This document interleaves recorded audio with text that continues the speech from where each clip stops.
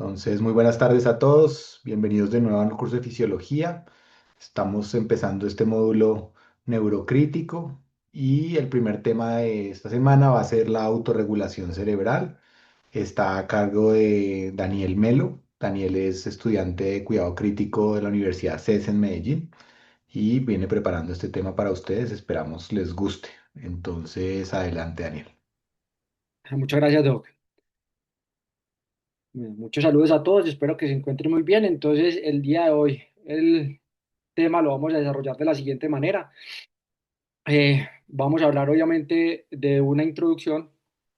de una visión general de esos fundamentos fisiológicos, obviamente, en ese modelos hemodinámicos reguladores. Mencionaremos cuáles son los principales métodos, obviamente, de evaluación, especialmente pues como hablando de autorregulación estática y dinámica y finalmente pues como esas alteraciones en algunas condiciones en los pacientes pues con algunas condiciones clínicas en específicas. Entonces, a manera de introducción, el cerebro pues como el cerebro pues como de los vertebrados es un órgano único. Claramente, pues, especialmente en el ser humano, representa aproximadamente entre el 2 y 3% como de la masa corporal total y requiere aproximadamente un 15 a un 20% del gasto cardíaco que tenemos. Tiene una alta tasa metabólica. Esto combinado con una situación que es que tiene unas reservas o unos puntos de reserva pues como limitados para energía, resaltando obviamente como la importancia de otros mecanismos para poder generar esos aportes pues basales que se requieren, como en el flujo sanguíneo cerebral, donde se va a encargar de suministrar como nutrientes y oxígeno para también obviamente ayudar con la eliminación de todos esos sustratos y todos esos productos pues que salen de ese metabolismo celular. Eh, Entendiendo pues que ese flujo sanguíneo cerebral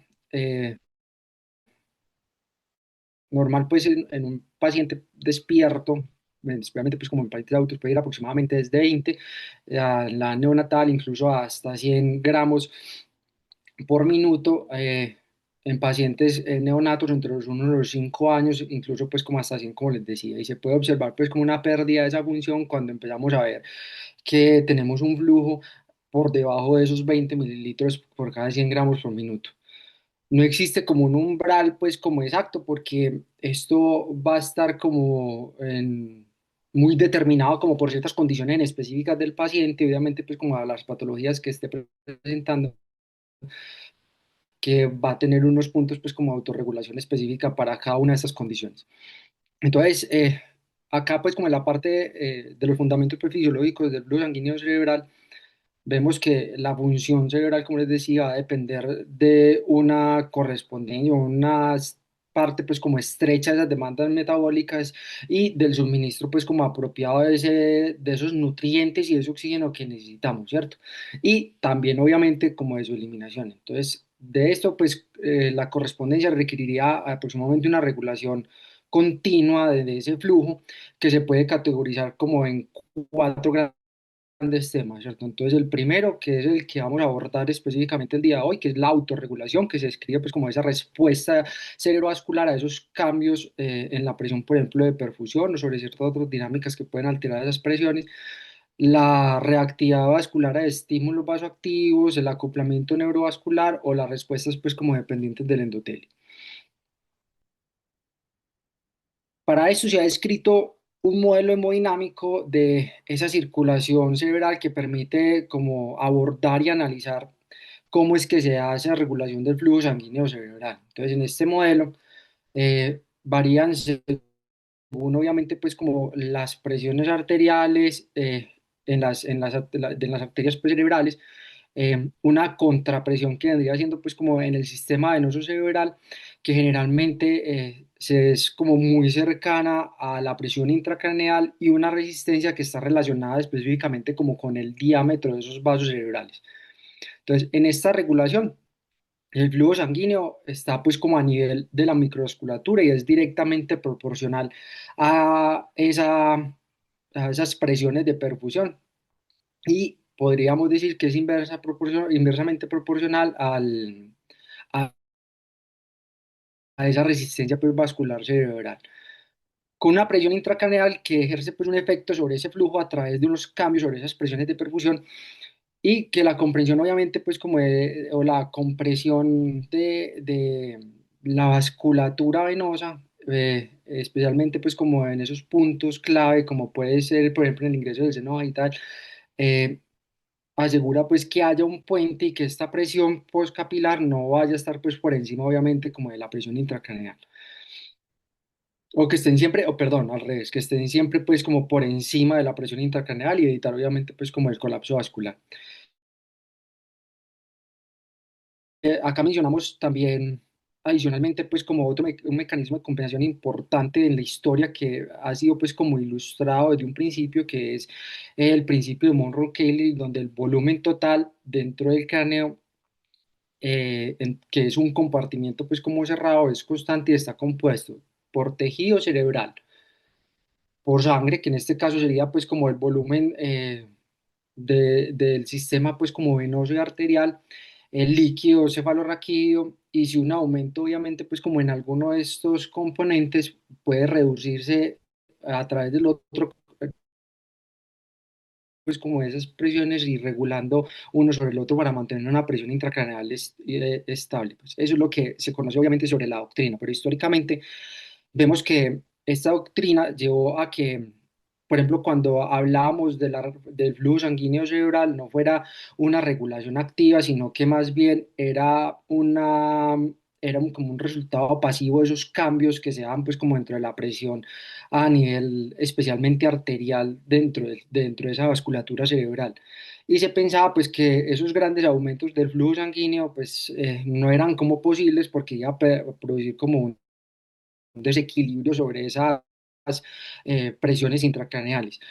Y esto, obviamente, se ha entendido que el flujo sanguíneo, a medida pues que van saliendo más estudios y que ha salido pues más tecnología, más monitoría, nuevos conceptos, se habla y ya se ha visto que esa regulación actúa es más de una manera dinámica, obviamente para ayudar a mantener el equilibrio dentro de este compartimiento cerrado, ¿cierto? Entonces, que altera pues específicamente al modelo hemodinámico. Entonces, en el recuadro rojo que vemos el flujo sanguíneo cerebral, vemos que puede estar obviamente modulado por un sistema cardiovascular en términos como de volumen sistólico, que se puede ver alterado pues como por ciertas patologías cardiogénicas y manejado con inotropía, o por la misma frecuencia, como lo vemos por ejemplo en arritmias, y que se va a necesitar obviamente pues como un control sobre esa frecuencia, y en las resistencias periféricas totales, que básicamente lo podemos manejar pues como con vasopresores, formando como una parte pues como integral de muchas estrategias que se pueden utilizar para mantener obviamente una circulación y un flujo sanguíneo cerebral. Entonces, en el cuadro del medio vemos la reactividad de cerebrovascular, de esa reactividad que podría pues, obviamente ser como obstruida o producir pues como una alteración específica del tono, generalmente cuando está regulado pues como a nivel de las arteriolas, que es como el punto específico donde se produce esta regulación, y que se da por esas variaciones específicas del tono a un cambio, por ejemplo, o a un proceso metabólico o a un proceso neural o un mecanismo permiogénico. Y en el final, pues en el cuadro azul vemos la presión intracraneal que influye sobre el flujo sanguíneo cerebral. Generalmente, pues vemos que cuando hay un aumento de esa presión puede verse a aumentos del volumen sanguíneo cerebral y un aumento del volumen del líquido cefalorraquídeo o del mismo parénquima cerebral, o por efectos pues como de masas o lesiones de masa o lesiones ocupantes. Teniendo en cuenta que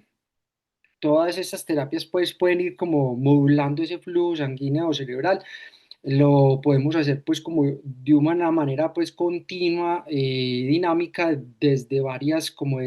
vías, ¿cierto? Y normalmente vemos que existe como una interdependencia significativa entre las diferentes como terapias que existen para regular ese flujo sanguíneo cerebral.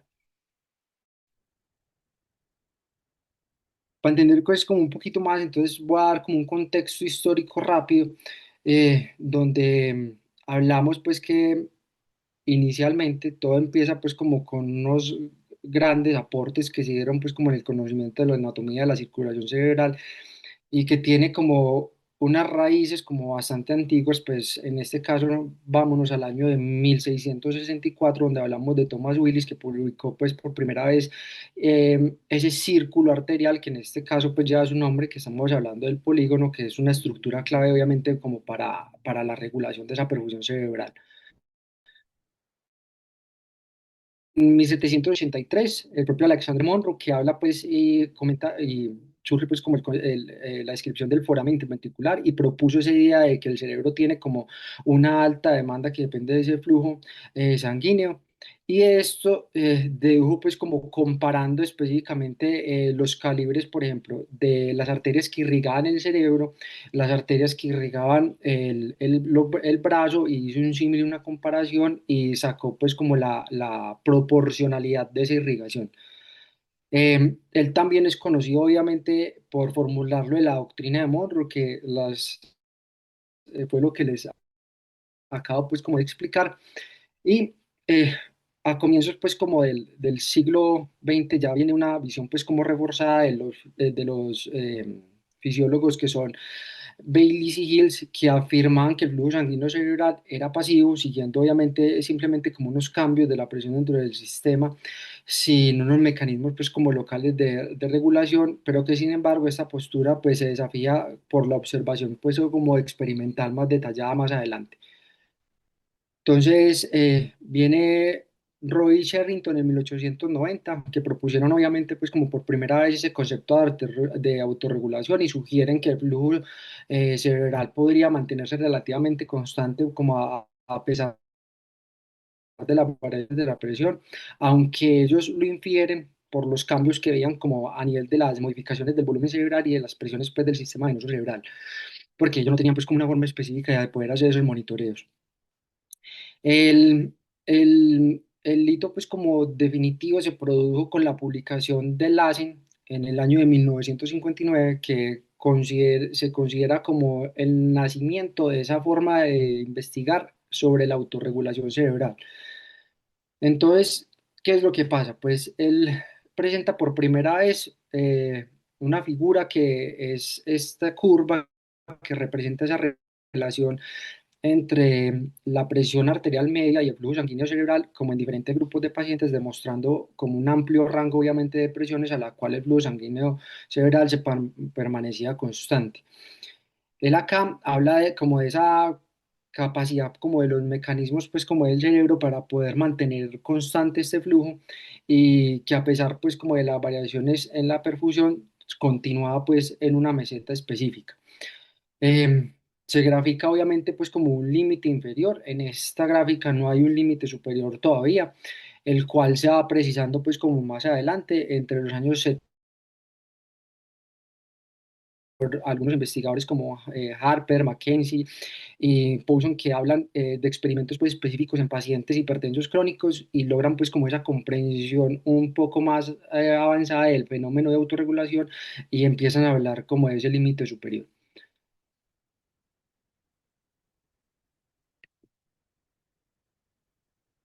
Entonces, ya hablando propiamente pues como de la definición de autorregulación cerebral, vemos que es un proceso hemostático que se encarga de mantener un flujo sanguíneo cerebral adecuado a las demandas metabólicas pues específicamente cerebrales. Se puede generar obviamente dentro de un rango de presiones arteriales pues específicas. Y que entender que esa autorregulación cerebral y la monitorización tiene una importancia clínica pues significativa, debido a que nos va a permitir guiar manejos individualizados tanto de la presión arterial o de la presión de perfusión en esos pacientes, especialmente en estados críticos,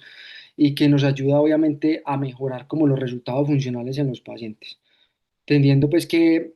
vamos a tener como unas presiones de perfusión objetivo también que pueden ir variando pues como con el grupo poblacional. Esto es como un aproximado, porque como le decía pues inicialmente, esto depende también mucho de las características específicas de lo que está sucediendo pues como en cada paciente. Entonces, para entender como un poco mejor pues como esto de la autorregulación cerebral, tenemos que hablar de las curvas de autorregulación. que es esa representación gráfica pues que empezó a hablar Lassen en su momento, que habla de esa relación, como les decía, entre la presión arterial medio o la presión de perfusión y el flujo sanguíneo cerebral. Entonces, en el cuadro de la izquierda tenemos como ese modelo clásico que viene pues como desde esa base teórica de este señor y lo mencionamos como un modelo trifásico en el que se ha considerado pues que incluso simplifica como mucho el contexto y que en realidad no parece como tan claro y específico en esa regulación que se da, ¿cierto? Entonces vemos en el recuadro, por ejemplo, verde, en la parte clara,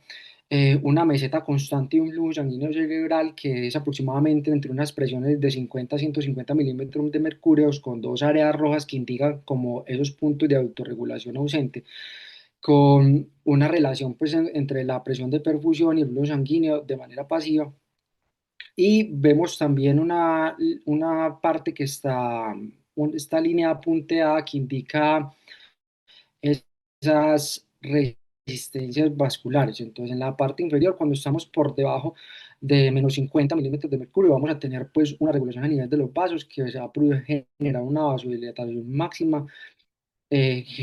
en todo ese límite pues como inferior y posteriormente una vasoconstricción máxima que la vamos a ver como manera contrarregulatoria en el límite pues como superior de la autorregulación. Entonces, lo que les decía, pues se ha manejado pues a raíz de ciertos modelos experimentales, pues más que todo como en animales, pero ya en algunos en cierto tipo de condiciones pues de humanos, donde vemos que hay una evidencia creciente que ha venido como desafiando este concepto, ¿cierto? Entonces,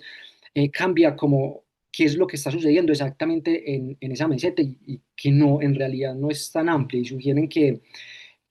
en esa parte, pues que está en la curva del Lassen,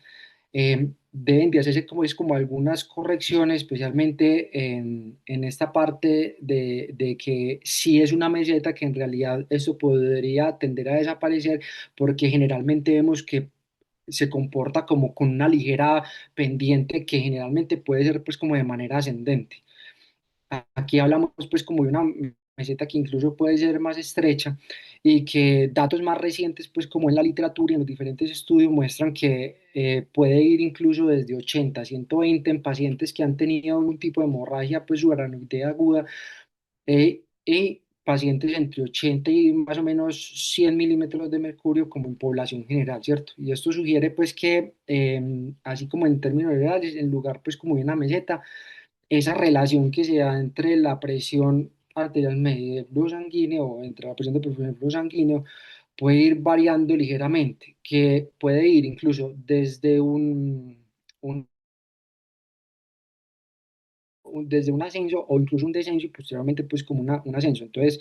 proponen cambiar el término, por ejemplo, esa fase de gradiente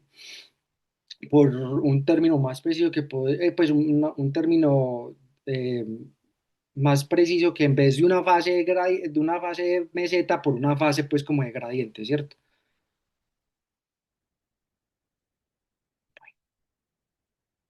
Además, ¿qué podemos ver pues como en estas curvas de autorregulación? Entonces, también nos va a servir porque ya en sí podemos ver que pueden haber desplazamientos pues sobre el mismo eje, sea sobre la derecha o la izquierda, ¿cierto? Y que esto va a depender como de varios factores que pueden ser fisiológicos o patológicos o farmacológicos y puede ir modificando obviamente tanto el límite inferior como el límite superior de esa autorregulación, ¿cierto? Y esto va a tener obviamente pues como unas implicaciones clínicas importantes, especialmente en los pacientes que tenemos dentro de la unidad. Entonces, por ejemplo, vemos que tenemos desplazamientos, por ejemplo, hacia la derecha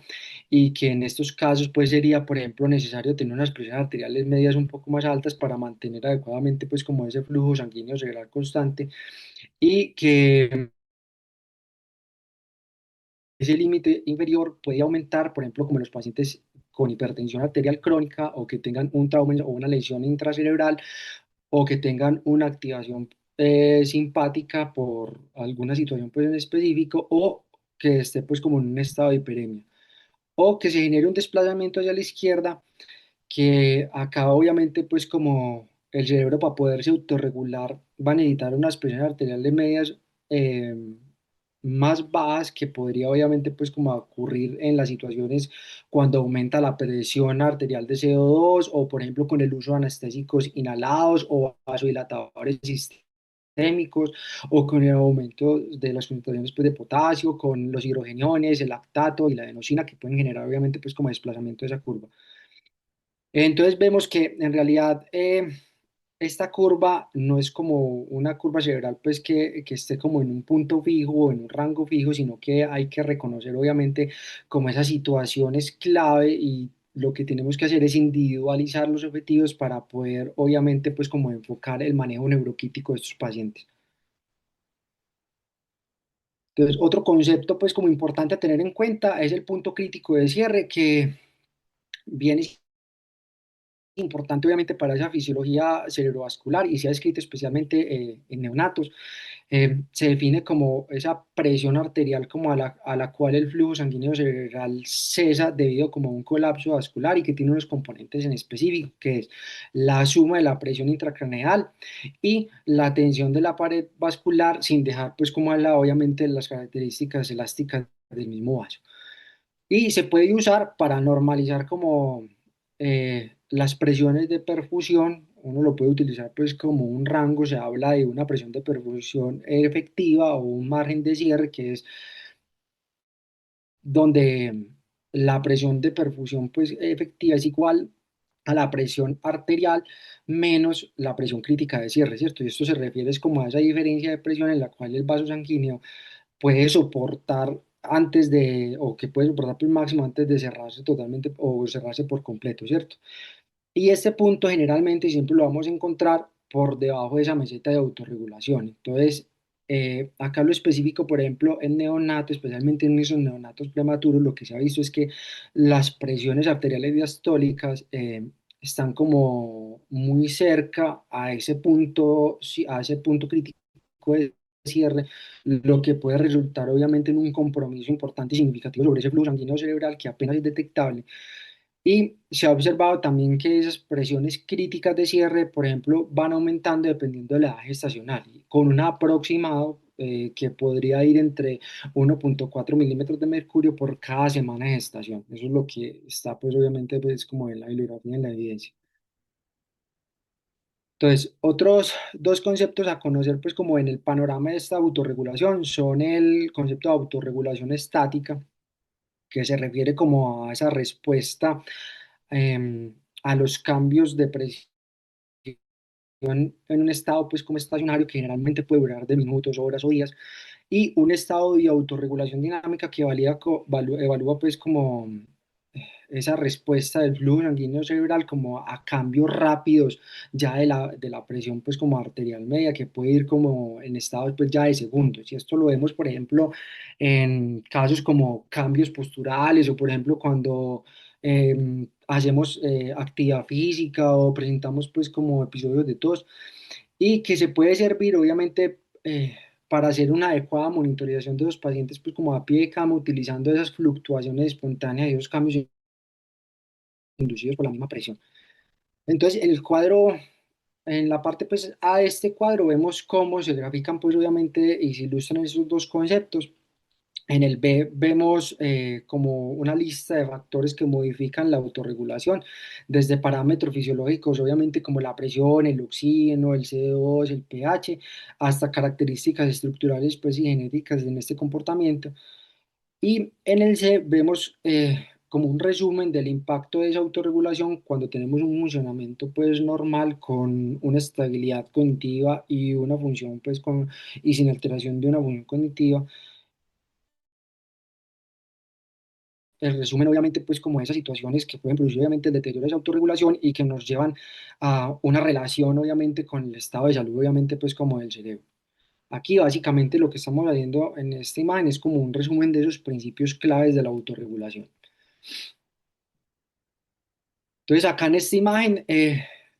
nos permite como visualizar cómo el cerebro emplea pues como dos mecanismos temporales como en defensa precisamente de esos cambios de la presión arterial. En la escala pues como de tiempo en la parte más prolongada que puede ir de semanas, días a horas, puede operar pues como una autorregulación estática que aquí se va a mantener un flujo más constante a pesar pues como de unas variaciones sostenidas en el tiempo. Pero cuando hablamos ya de una escala que va de segundos o minutos, el flujo comienza a oscilar de manera obviamente pues como más marcada y aquí entra pues como en el juego de esa autorregulación dinámica que actúa rápidamente para poder mitigar como esos efectos de la oscilación brusca de la presión arterial. Em, Ambos van a ser como esenciales obviamente para mantener una adecuada presión de perfusión estable y para prevenir esos daños que se pueden dar tanto por isquemia o por hiperemia.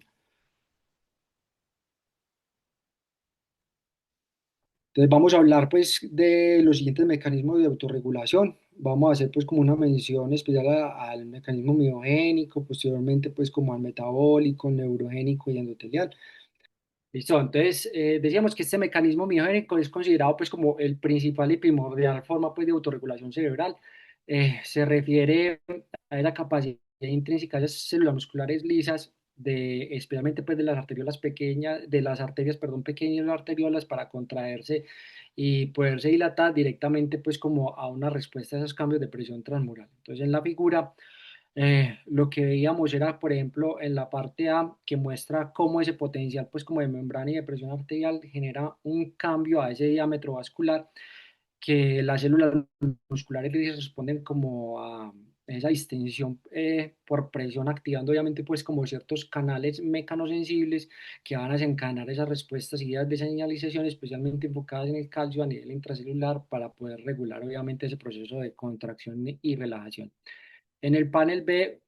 ya se detalla específicamente pues como esta cascada, vemos un aumento de un calcio intracelular que ya desde, que se da pues desde el retículo sacrocráneo por la entrada desde el exterior también y va a activar los receptores de MLSK que generan y que ayudan pues como a esta parte generando una contracción vascular y que paralelamente también va a haber una vía RO que inhibe esta MLSA, esa tasa, manteniendo el tono pues como vascular, ¿cierto? Pero también van a intervenir canales como los canales dependientes de voltaje que van a regular la polarización de esa membrana y por lo tanto también la contractilidad. En la parte pues como C están como el resumen como de esos mecanismos pues que detectan pues como esos cambios mecánicos y químicos, entre ellos integrina, receptores acoplados a proteína GI y el TRP. Y en el panel D que vamos a ver pues los moduladores fisiológicos de esa autorregulación, incluyendo el endotelio, la indemnización vascular, parámetros químicos como el O2, el CO2, el pH o factores genéticos. En el E vemos cómo se da como esa distribución de la presión pues como arterial y que va a descender pues abruptamente eh, a nivel de esa arteriola donde se ejerce pues como el mayor control del flujo. Y finalmente el panel F que es en donde está la curva pues de autorregulación cerebral y se va a mantener pues como relativamente estable asociado pues como a estos cambios y se va a dar gracias pues como a un complejo mecanismo de retroalimentación, sea eh, eh, de manera pues miogenética o neurometabólica, ¿cierto? Entonces seguimos aquí con los mecanismos metabólicos, que es otro componente pues como importante de esta regulación. Vamos a ver que va a estar como muy enfocada obviamente a esa necesidad del cerebro y donde se está dando pues como esas necesidades específicas para redistribuir específicamente ese flujo a esos puntos. Eh, Vamos a tener una regulación metabólica que se dirige pues como a las áreas de mayor actividad. También en procesos de enfermedad o que se necesite obviamente regular ese flujo, va a haber una compensación pues parcial ayudando a mejorar al flujo sanguíneo cerebral y que las tasas metabólicas pueden obviamente tener como una disminución específica, como se ve por ejemplo durante los estados de sueño o de sedación y que puede incrementar obviamente durante los momentos de activación, ¿cierto? y que ese flujo sanguíneo va a ser en ese caso, pues como ejemplo en los casos pues como de la activación neuronal, como un mecanismo obviamente de retroalimentación positiva para poder ayudar obviamente a mantener ese flujo hacia esas áreas que se necesitan. Vamos a tener unos mediadores, unas sustancias pues como claves en este proceso, entre ellos el dióxido de carbono y el pH, donde al aumentar pues como las concentraciones va a afectar directamente el diámetro de estas arterias pequeñas, provocando unas disminuciones específicas sobre las modificaciones de este flujo sanguíneo. Por ejemplo, en los estados de hipocamia que puede causar vasoconstricción y por consiguiente también una disminución del flujo sanguíneo cerebral. En los estados de hipercamia que va a pasar pues totalmente lo contrario, vamos a tener una vasodilatación y un aumento de ese flujo sanguíneo cerebral y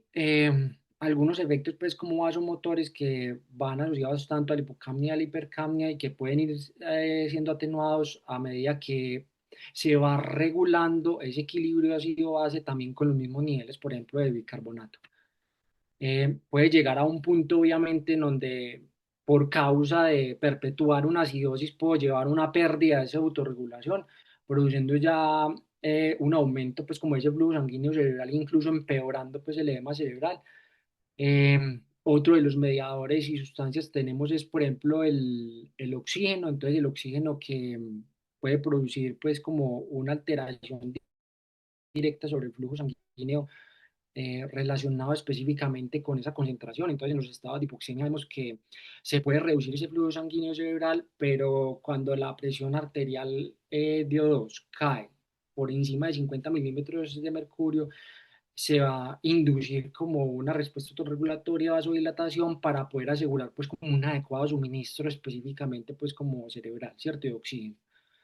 La entrega de oxígeno se va a mantener pues como en niveles casi normales durante todo el estado pues como de hipoxemia mediante un aumento de ese flujo sanguíneo cerebral, es como la idea y que obviamente esa entrega va a ser eh, el producto como ese mismo flujo y el contenido pues como arterial de oxígeno. Tenemos el mecanismo neurogénico. Acá vemos que la regulación nerviosa o también pues como el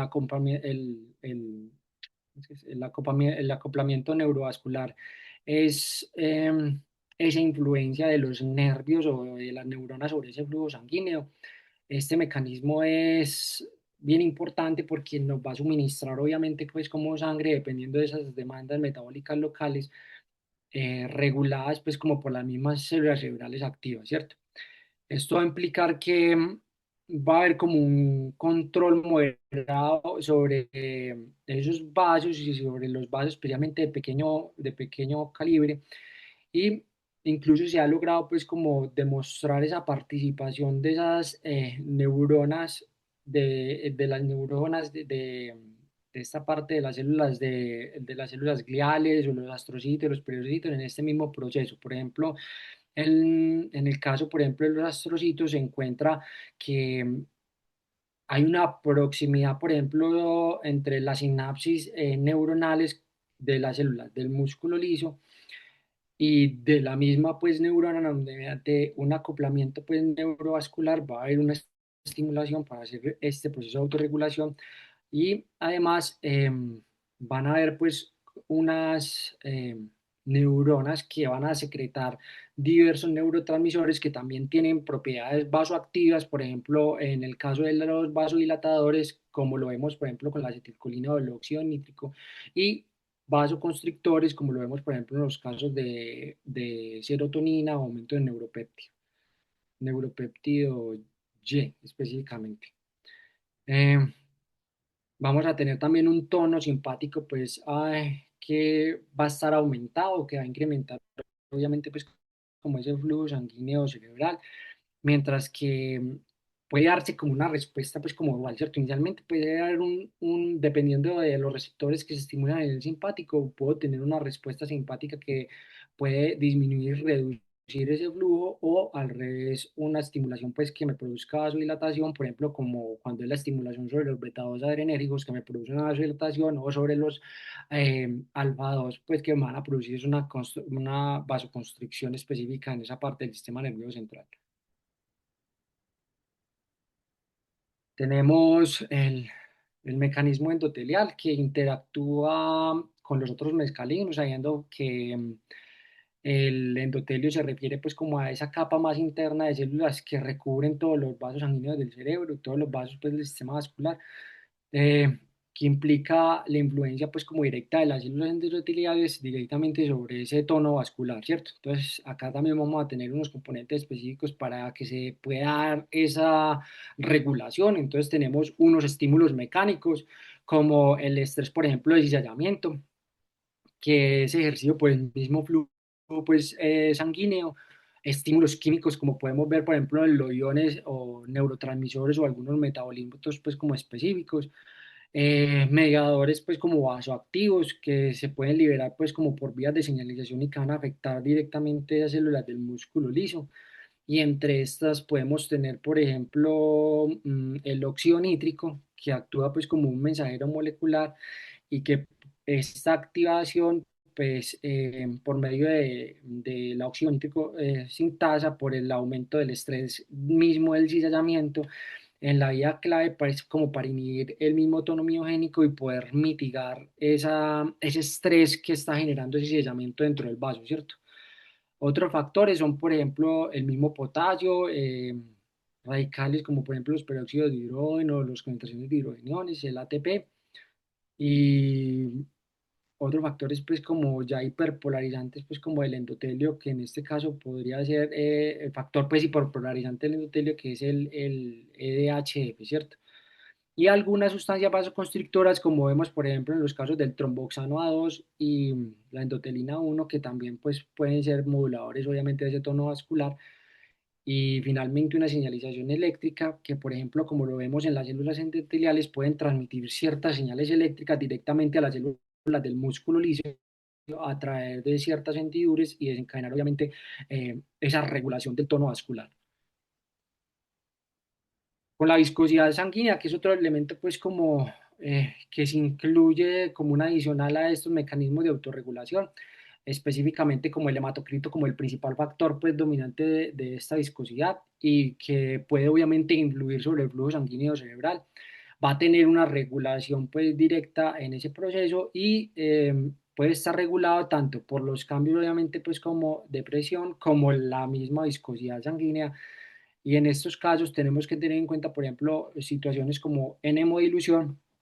o en los casos pues como de anemia, donde la viscosidad disminuye y va a conllevar pues como una reducción de esa resistencia vascular y se va a producir un aumento de ese flujo compensatorio, tratando obviamente pues como de incrementar ese flujo sanguíneo cerebral y poder entregar mejor oxígeno. Em, Cuando está el hematocrito pues elevado, que puede disminuir ese flujo sanguíneo y esto va a afectar atenuando obviamente pues como esa vasodilatación compensatoria. Em,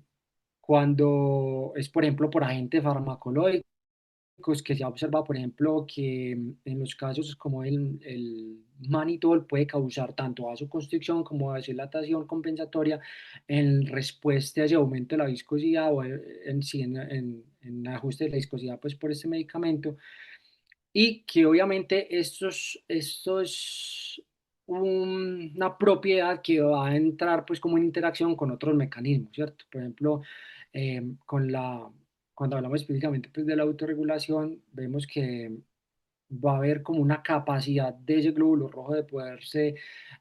deformar y estar como intrínsecamente ligado como a ciertos mecanismos de autorregulación, especialmente a nivel de los capilares, donde se va a dar una respuesta pues como adaptativa de ese glóbulo rojo a los déficits bueno, como metabólicos específicos. Entonces puede alterar obviamente pues como la curva y el rango de autorregulación vascular pues cerebral que de la curva, ¿cierto? Cuando tengo una alteración pues, con la entrega de oxígeno en una resistencia capilar, ese mismo glóbulo rojo también puede tener la capacidad de deformarse rápidamente como para mejorar esas condiciones cuando tengo un O2 bajo, por ejemplo, cuando tengo un aumento pues, importante de esa actividad metabólica y que puede imitar como los cambios del mismo diámetro capilar para poder obviamente como modular o mitigar esa parte de la respuesta vascular. Cuando tengo el estrés por cizallamiento, que la misma viscosidad, pues aparentemente de la sangre incluye pues la causa o la causa de este cizallamiento, con un aumento sustancial específicamente pues de la viscosidad y que va a producir pues como una activación específica en esta vía el óxido nítrico, pues por medio de la activación de la óxido nítrico sintetasa, regulando esos mecanismos pues miogénicos, ¿cierto? Como una regulación pues adicional. Y en el modelo computacional para el análisis pues que se utiliza para ciertos valoraciones o análisis homodinámicos que se incorpora pues la viscosidad pues en un valor específico ideal y como una función del radio y el mismo hematocrit pues como en cada segmento vascular. Entonces, para evaluar obviamente pues como la autorregulación, vemos que todavía es un área obviamente pues como de investigación y que tiene una aplicación clínica en desarrollo bastante importante. Desde la implicación de esta autorregulación, pues cuando la tenemos alterada, como lo vemos en diversas patologías, puede tener obviamente una asociación directa con resultados favorables o desfavorables de la misma enfermedad. Eh, Tiene como propósito entender esa fisiopatología, ayudando obviamente pues a comprender esos mecanismos subyacentes de la autorregulación y cómo están interactuando en cierto paciente X y que nos va a permitir obviamente individualizar la terapia para poder obviamente determinar cuáles son esas presiones óptimas en ese paciente, individualizando pues como cada situación y que me permita obviamente pues como establecer unos rangos específicos dependiendo de cada paciente y no como guiado en un objetivo fijo, ¿cierto? También esto, como les decía, me va a ayudar a establecer claramente pues como un pronóstico, por ejemplo, en los adultos y en los niños que han tenido pues como algún tipo de lesión pues como cerebral, se ve un empeoramiento directamente pues relacionado con los resultados funcionales o la mortalidad cuando no se les hace una adecuada monitoreo, una adecuada regulación de estos mecanismos y que esa monitorización nos puede pues como ayudar a detectar de manera temprana sobre qué parámetros específicos tengo yo que intervenir para poder mejorar obviamente la regulación cerebral. Tenemos unas técnicas de monitoreo que uno pues, las puede ir pues como de varias maneras, pero acá pues como de manera práctica la vamos a ir en técnicas de monitoreo invasivo y no invasivo. En las técnicas no invasivas tenemos, por ejemplo, el Doppler transcraneal que va a medir directamente eh, esa velocidad de flujo en la arteria pues, cerebral media, con unas ventajas específicas que es fácil de realizar, pues que es disponible, o sea, está ahí fácilmente disponible para poderlo utilizar, que es portátil, que se puede hacer incluso de manera pues como continua y que se puede hacer como al pie de la cama del paciente, ¿cierto? Y utilizar en las situaciones de emergencia. Que va a tener obviamente unas limitaciones, que es que siempre considera pues como un diámetro constante de la arteria, que requiere, es operador dependiente, que el 10 al 15% de los pacientes van a tener ciertas ventanas óseas inadecuadas que no permiten obviamente evaluar adecuadamente ese flujo y que no se estima pues como un flujo sanguíneo absoluto con una adecuada pues como precisión, ¿cierto? Tenemos la espectroscopia cercana al infrarrojo, que mide específicamente esa saturación, pues, como de oxígeno a nivel regional. Es no invasiva, eso es una de las ventajas, obviamente, que se puede hacer también de manera continua y en tiempo real, con su limitación que obviamente es regional, es específica, especialmente de las áreas frontales, entonces es limitado para saber, obviamente, cuál es el estado global. Puede captar otras señales pues a nivel extracerebral, puede afectarse, por ejemplo, o dificultar su medición en pacientes que tengan edema, hemorragia o cambios en el mismo tejido pues, circundante. Y el sitio obviamente de la colocación todavía es muy debatido cuál es el mejor sitio obviamente para poder realizar el monitoreo. Hay otras técnicas como la fotopletismografía, que es una técnica utilizada para medición continua y no invasiva de la misma presión arterial. Aquí se evalúa como esa autorregulación cerebral en una lección pues como principal para mirar esa respuesta de presión-flujo como método obviamente pues como combinado y la resonancia y el PET que cuantifican como pues se puede cuantificar obviamente el flujo sanguíneo cerebral por su alta resolución, pero que no son continuas y es específicamente en un estado pues como estático del paciente y no están disponibles obviamente pues como al pie de cama. Y finalmente pues el Xenon 139, que es un radionucleótido que se mide también para mirar el flujo sanguíneo regional, incluso esto fue lo que se utilizó para esos experimentos desde la época del LASEN, y con grandes dificultades como por ejemplo la baja resolución obviamente que tiene el radionucleótido. Seguimos con las técnicas pues invasivas como monitoreos pues como las técnicas pues, invasivas como métodos que requieren una inserción de dispositivos o catéteres para poder obtener obviamente unas mediciones pues directas de los parámetros fisiopatológicos. Entre estas primeras técnicas tenemos la monitorización de la presión intracraneal, considerando obviamente que es como la uso principal para el neuromonitoreo, para poder guiar un tratamiento en los pacientes que tengan compromisos neurológicos agudos críticos. Eh, Se puede realizar mediante, obviamente, pues como catéteres de intercolostomía frontal, que están generalmente conectados a un transductor externo y que va a proporcionar como una visualización específicamente de esa presión intracraneal y de la presión de perfusión. Y ocasionalmente, obviamente, se puede colocar también un catéter subdural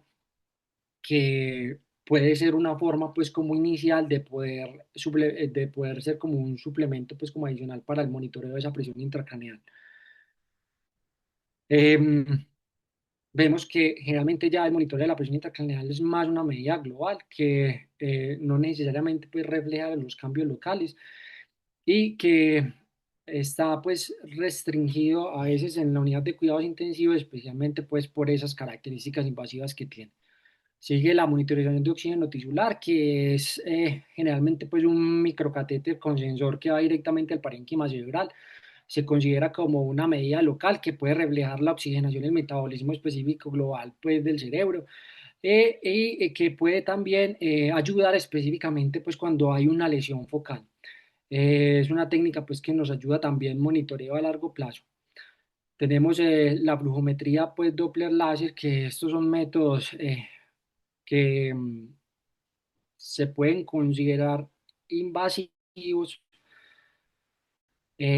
Cuando hablamos, por ejemplo, de la flujometría, pues la flujometría en general no es un método invasivo, pero en ciertos entornos, por ejemplo, en casos experimentales o en procedimientos neuroquirúrgicos, cuando el sensor se coloca directamente, obviamente, sobre el tejido cerebral, ahí podemos hablar que sí es invasivo. Y tenemos los catéteres arteriales invasivos, las líneas arteriales, obviamente como parte integral de ese monitoreo para poder hacer un registro continuo a cambios sobre la presión arterial, los catéteres arteriales y pulmonares y venoso central, que también puede ser usado obviamente para monitorear la presión arterial y la presión venosa central, y la oximetría de bulbo yugular, que nos ayuda a determinar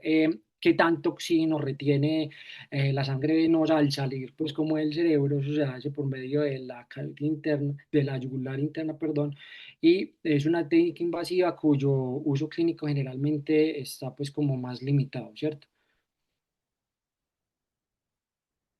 Para complementar pues como esta parte ya y dando integridad pues a esas formas de monitorearlo, entonces hablamos de los índices de autorregulación que son esas medidas obviamente que sacamos con las diferentes técnicas. Eh, para esto obviamente de estos índices incluye generalmente se pueden sacar pues por análisis Doppler o por o por el mismo NIRS o por monitoreo pues como de la presión intracraneal, donde van a estar basados en esa relación pues, de la presión arterial media y la presión de perfusión y un sustituto del flujo sanguíneo cerebral. Con la limitación es que obviamente no tenemos una prueba estándar de oro, va a haber una variabilidad interindividual, pues como lo venía diciendo con las situaciones específicas del paciente. Puede tener obviamente factores de confusión en la toma o en la interpretación y que se pueden clasificar según cómo se mida o también cómo se calcula. Entonces, como lo hicimos inicialmente con métodos no invasivos, entonces vemos que aquí en los principales, pues como índices de los no invasivos, tenemos los que son basados en esa presión, flujo y oxigenación y presión intracraneal, como el índice de reactividad de la presión, que es ese coeficiente que habla pues como esa medición móvil entre la presión intracraneal y la presión arterial media, calculándose a partir obviamente pues como de 10 segundos de ventana de 300, durante una ventana, pues de 10 segundos durante una ventana de 300 segundos, así aproximadamente, que tiene un valor aproximado mayor a 0,2 y esto nos va a indicar una regulación, una autorregulación deteriorada y se puede utilizar para determinar la presión de perfusión pues como óptima en los pacientes. El índice de flujo medio, que es el coeficiente entre la presión arterial media o la presión de perfusión y la velocidad, después como de flujo, se mide por medio de Doppler transcraneal, perdón.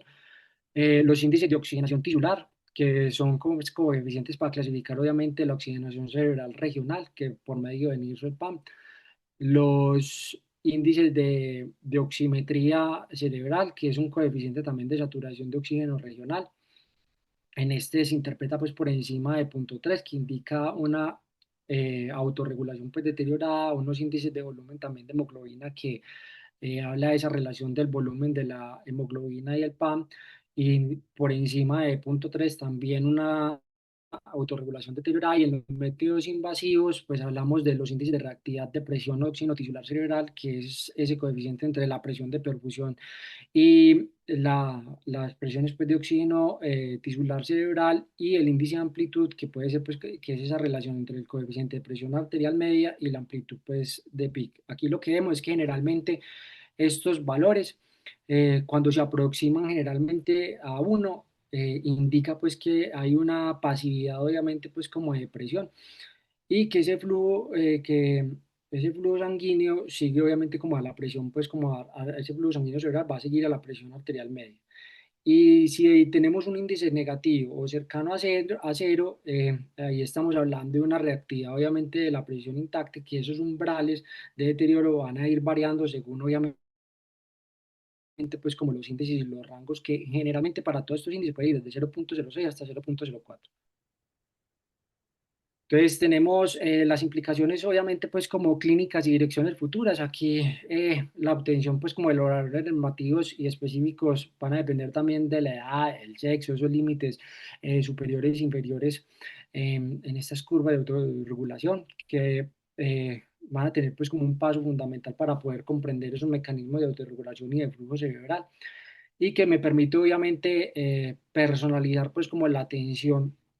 de acuerdo a una hemodinámica específica cerebral y a esas pautas generales, pues como basadas en este tipo de parámetros que van a ser pues como marcadores en esa relación y en esa integridad pues de los mecanismos. Eh, Generalmente pues tenemos que son pues tiene una utilidad clínica de monitorización que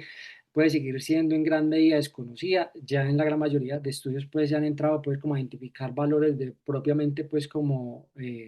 específicos de resultados desfavorables, más no específicamente de resultados favorables,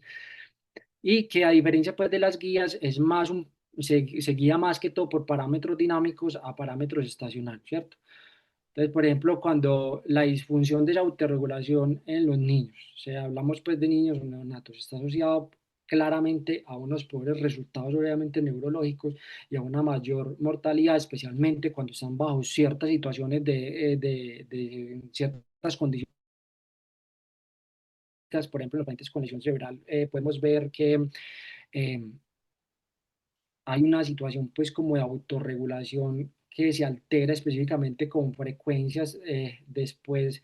de la lesión específica que sufra, dependiendo obviamente pues como del mecanismo del tipo de lesión, y se va a asociar a un deterioro pues mucho más marcado, con peor pronóstico y mayor aumento de la mortalidad,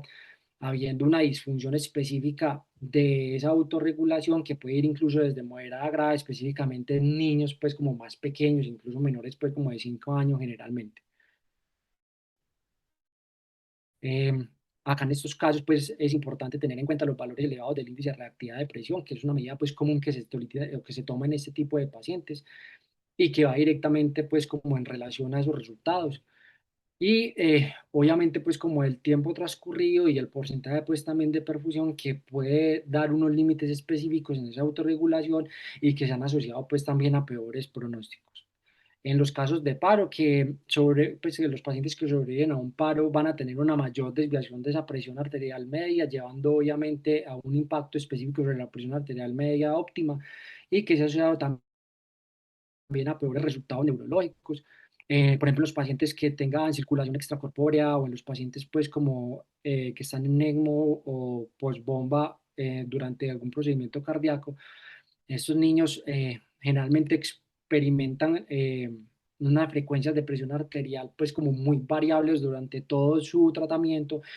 con unos niveles de oxígeno y de óxido de carbono también que son muy variables, que puede ir afectando esa autorregulación cerebral y ese mismo flujo, especialmente pues a los que son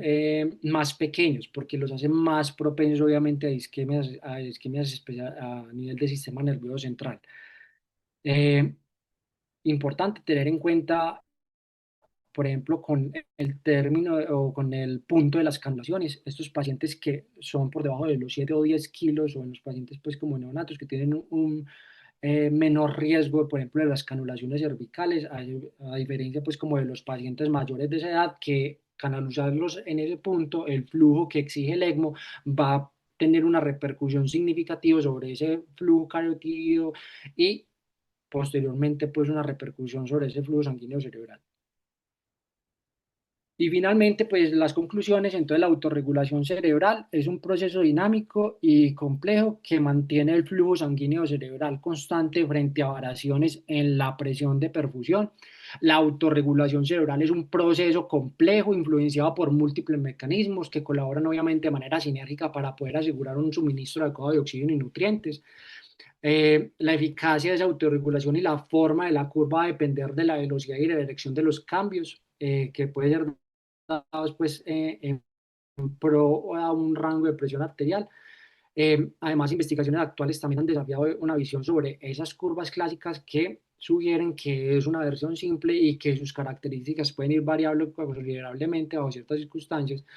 y que la autorregulación cerebral puede evaluarse mediante métodos tanto dinámicos como estáticos, siendo estos últimos los más útiles en los en cuidados intensivos por su capacidad de medición continua en tiempo real.